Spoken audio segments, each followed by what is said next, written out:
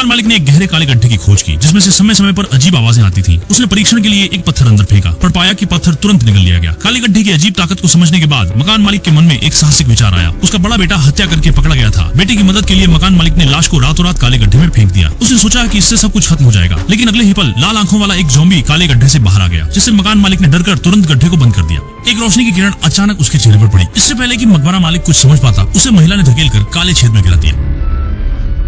न जाने कितना समय बीत गया, वह बेहोशी से जागा। उसके शरीर पर बड़ी मात्रा में काले धब्बे दिखाई दिए, लेकिन फिर जल्दी ही गायब हो गए। अचानक एक एक करके रोशनी के बल्ब जल उठे और मूजू को लगा कि वह किसी फिल्म की शूटिंग स्थल में गिर गया है। पर जब वह सतर्क हुआ तो उसने पाया कि वह बंदूक लिए सैनिकों से घिरा हुआ था और वह किसी अजनबी की तरह सबके सामने आ गया था। मूजू काले गड्ढे में गिरने के बाद किसी अन्य दुनिया में नहीं गया था, बल्कि अपने मुंह चांग पर ही था। बस मुंह चांग को न जाने कब से देश की सेना ने घेर लिया था। अचानक सबके बीच से मूजू की पत्नी बाहर आई और उसने सिर्फ एक वाक्य कहा जिसने मूजू को डरा दिया। तुम मर गए थे। तुम 2 साल पहले मर गए थे। तुम मेरी बाहों में मर। वह नहीं समझ पाया कि उसकी पत्नी क्या कह रही थी। इससे पहले कि वह प्रतिक्रिया कर पाता, उसकी पत्नी अचानक बहुत गंभीर हो गई।